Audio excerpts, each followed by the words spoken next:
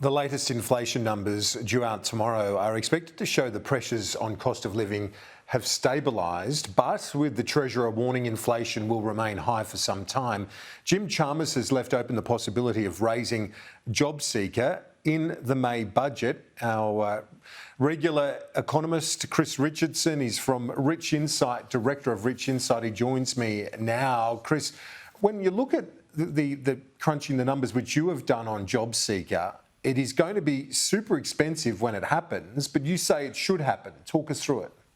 Yeah, basically because any society, and government through the budget is trying to do two things.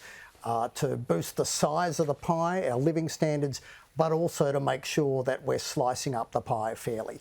And to boost prosperity, to boost the size of the pie, we absolutely need to repair the budget. The government is 100% correct on that. But to boost fairness, we're going to have to address Australia's largest fairness fail, our unemployment benefit. That means the government's got to get together bigger savings to both boost the unemployment benefit and repair the budget. A tricky combination, but something they should do. And your estimates that every increase of $1 a day above the current rate of JobSeeker of $48 a day would cost the budget around $300 million a year, Chris? Yes, so $10, about $3 billion, $12, call it $3.5 billion a year. So we're talking big bucks, and I absolutely admit that. However, that's not a case to not do it. Australia is middle of the road, really, on our record on both those things, the size of the pie and how we slice it up. We do pretty okay on prosperity and on fairness. But the easiest single fix to improve one of those two would be raising our unemployment benefit. That is the heart of poverty in Australia, and that's an unforced error.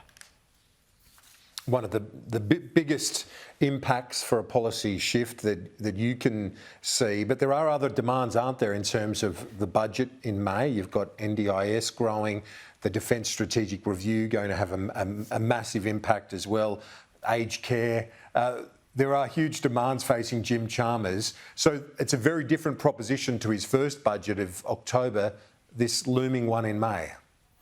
Absolutely, and you have correctly identified the problem. Basically, the task of running Australia has changed. It's more expensive than governments used to think it was going to be. Partly that's social services. We've had a range of things, including royal commissions, pointing out that we have screwed up with not spending enough and not spending what we do spend well enough.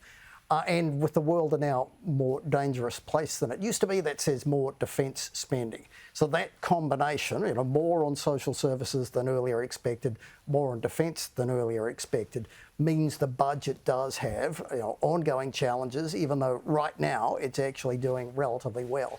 But that doesn't get you off the hook and from saying, well, so we can't do anything about the unemployment benefit.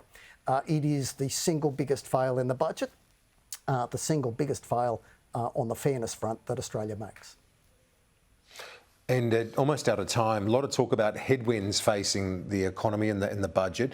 China, though, could be an upside this year as it comes out of COVID zero and quite a positive for us and the international economy. Absolutely. You're seeing that in the iron ore price. You're seeing that in the national tax take. There's a reasonable chance that on Friday we will get an update on how the federal budget did in the month of December. And it looks across calendar 2022 as a whole. The federal budget was broadly in balance. That's remarkable. Chris Richardson, appreciate your time as always. Talk to you soon. Thanks, Kieran.